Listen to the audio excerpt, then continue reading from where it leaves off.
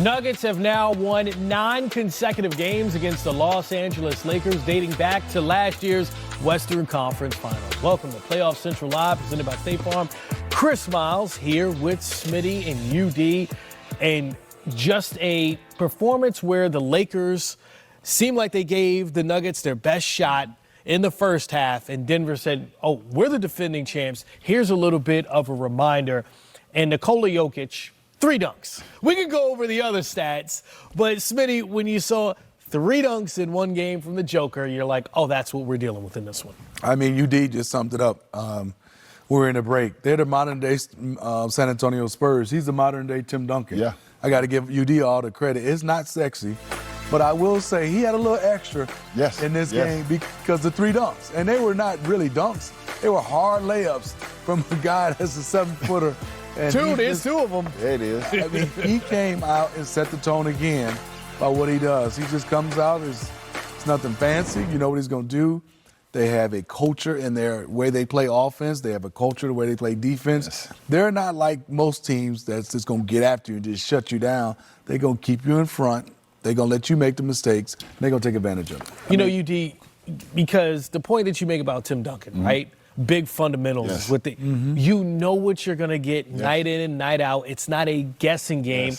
32, 12, and 6 is an amazing night, or 7 assists. Yes. But really, you kind of go, oh, he didn't get the triple-double. He's 3 assist shy. That's how it feels with him. I mean, he's raised the bar so high that when he has a game like this, we're like you said, oh, he didn't get the triple-double. It's like an expectation for him to get a triple-double.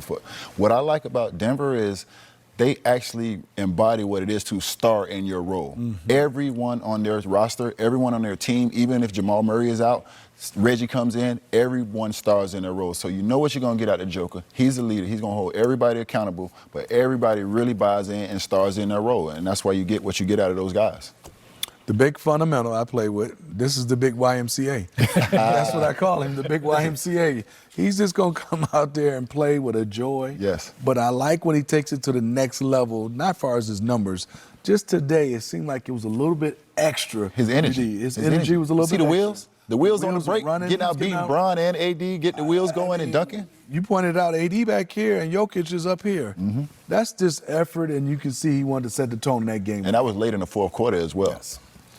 So Nikola Jokic, Jamal Murray combined 17 assists, 0 turnovers. And when you talk about a well-oiled machine, I mean, these two go back to the Nike Hoop Summit, you know, a decade ago in Smitty. Now that they're champions, there's a certain flow that they have, and it was on display in this first You know what I like watching them is, UD and Chris, is I know where they're going to get their shots from. And that is weird. You can watch them and say, okay, Jamal Murray's going to get a floater right here. Just because everybody, like UD say, starting their role. People don't see where, okay, they're running that 2-man game with Jamal Murray and Jokic. Aaron Gordon dives at the right time and takes the defense there, so then there's no help on Jamal Murray. Then you got Michael Porter and KCP. They just replace a little bit on the 3-point line. It's the little things, so their guy can't dig down. Give KCP a lot of credit. He knocked down 3s. But if one day we get a chance to break it down, the timing on their pick and rolls, the timing of a cut, the timing of a replace is the reason why they get good shots. I mean, it's almost unstoppable. I think it's the best 2-man game in the league. We saw it firsthand in the finals last year, and we got 2 of the better, I think the best probably 2-way players in the league when you talk about Jimmy and Bam. And we thought those would be switchable matchups with us that we could control. But the Joker, Jamal Murray, they did their job. They gave us everything that we could handle, and it wasn't as easy to handle that matchup as we thought. So, like you said, that 2-man game, you got Gordon working the baseline, you got KCP cutting, you got everything working at once. So starring in your role, the ball finds energy, and everybody understands how to play the game. Yeah, Darvin Ham already at the podium for the Los Angeles Lakers. Let's hear from him.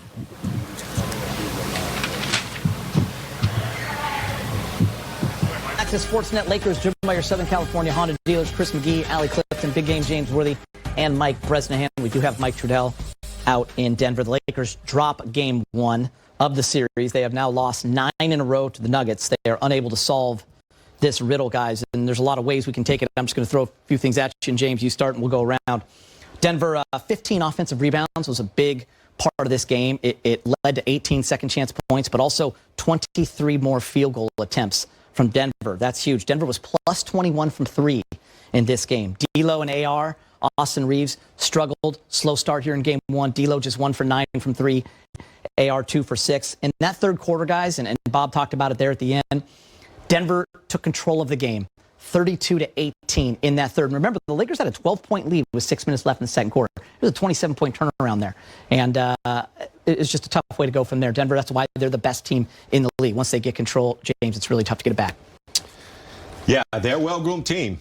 What was the score at halftime? I forgot. Halftime, Lakers were up 3, but they were up 12 with 6 minutes. Then LeBron hit a big 3 to me, the 14-2 run. To me, until the Lakers understand the value of possession in that second quarter, they had a nice lead. Yeah.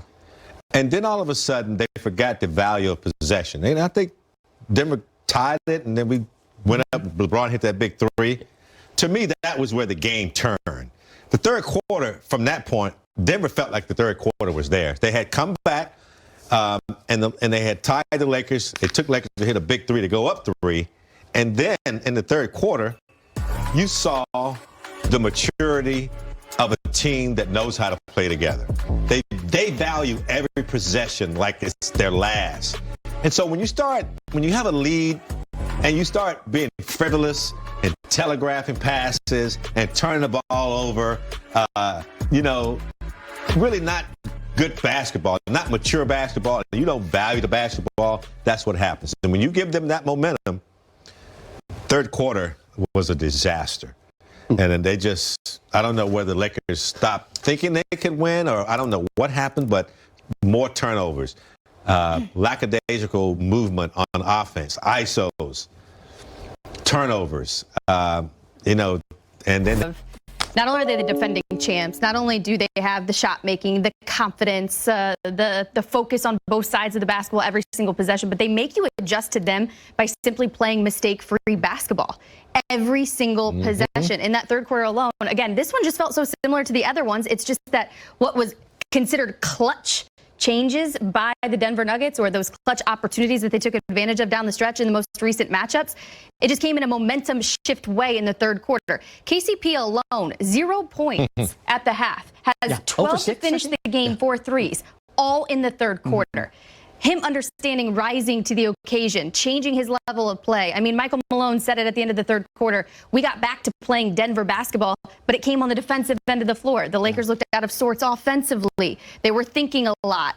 When it came to that 14-4 run that ended up being 20-4, I can't stop thinking about, you get an Anthony Davis putback and you get a jumper by Rui Hachimura. Outside of that, couldn't get anything going. Couldn't get anything going. And you mentioned KCP. I remember early in the first half, it was Peyton Watson.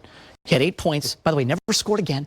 Never heard his name called again. But in that time, he kind of kept them within that distance. And Porter wasn't really lighting it up in the first half either. Then he came alive in the second.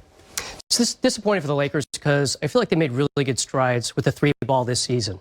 First time in 10 years they were top 10 in the NBA. They finished 8th in 3-point accuracy. And then you have a day like today where their starting backcourt goes 3 for 15. And the Denver backcourt, they made 8 threes. That's the difference right there. So it was almost like watching, I mentioned this to you in the conference room where we watched the games. It's like watching maybe the Tennessee Titans. Once the Lakers got behind, they can run, they can run, they can run. There's no deep ball, though. When you're not hitting your threes, it's going to be really hard for AD and LeBron to get this team back in a game against a team that's almost flawless on offense, like the Denver Nuggets. So, they really have to play perfection. A little shot at the Titans, too, huh, Brett? Yeah, I know. Yeah, Derrick Henry's gone now, so we can make fun of them a little bit.